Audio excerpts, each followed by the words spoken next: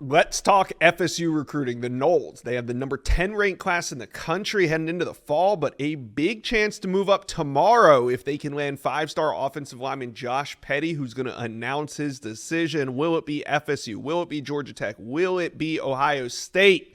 I got Michael Langston from War Chant on this video to talk about FSU's most important targets heading into the fall. But before we get started, guys, make sure you are subscribed to the best recruiting channel on all of YouTube, the On3 Recruits channel. All right, let's bring in Michael Langston from War Chant. Now, Josh Petty, he's going to announce his decision tomorrow afternoon, Monday, August 12th.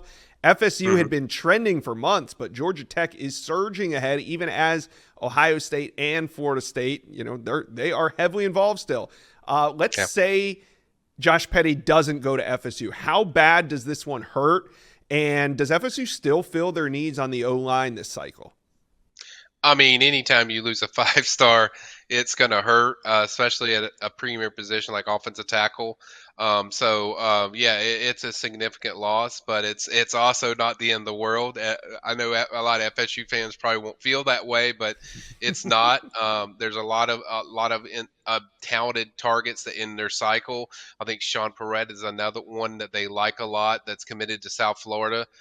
That certainly camped at FSU. That's one they like. I think Max Buchanan is a name I've mentioned several times that people need to keep an eye on, even though he's committed to Miami. I think that's a very valuable thing to happen as far as FSU. There's a long-standing relationship with Atkins and Max, so I think certainly those are some names to keep an eye on. No, they haven't filled. It would be a failure if they don't get one. I think they definitely need a tackle.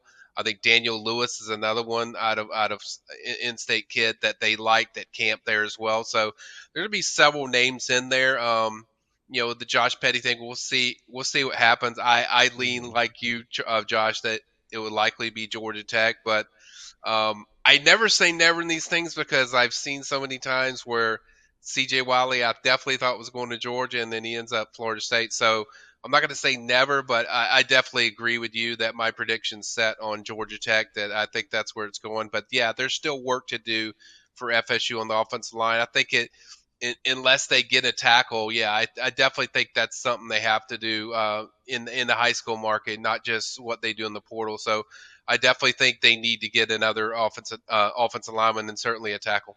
Yeah, and hey, they already have one five-star committed on the offensive lineman, Solomon Yep. Thomas. So, already a very good class, but has a chance to be a great O-line class. We'll see how this finishes out. As I said earlier, the Noles sitting with the number 10 ranked class in America, but they do not have any running backs committed yet. Who are the top Yep. targets, Mike? And when could we expect a decision from any of them?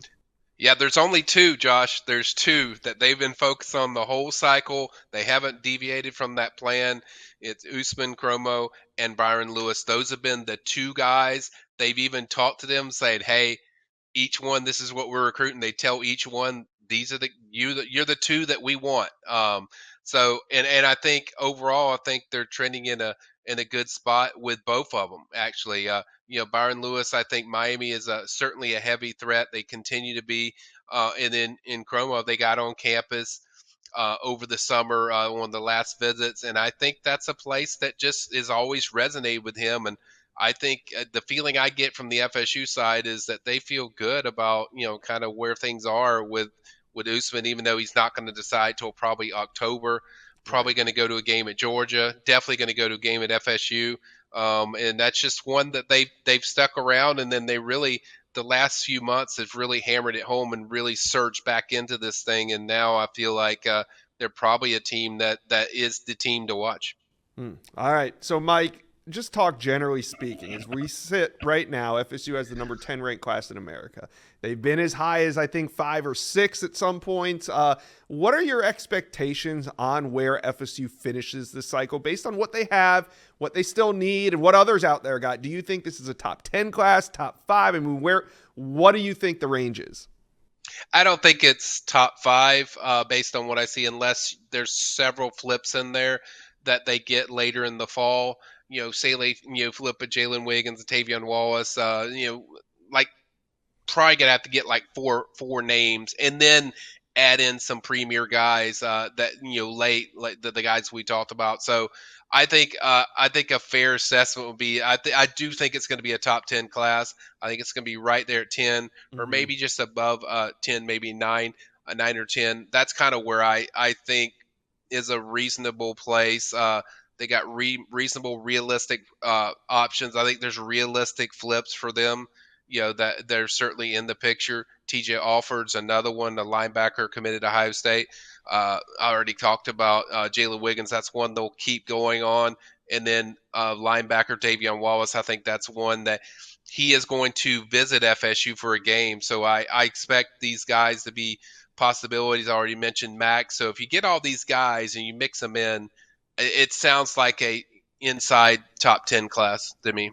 All right, FSU fans, let's talk. How do you feel about FSU's current recruiting class sitting at number 10? And what are your expectations on where this class finishes? Let us know. Comment section below. Michael Langston from War Chant. Busy summer. Appreciate you dropping by today on the Inside Scoop. Anytime, Josh.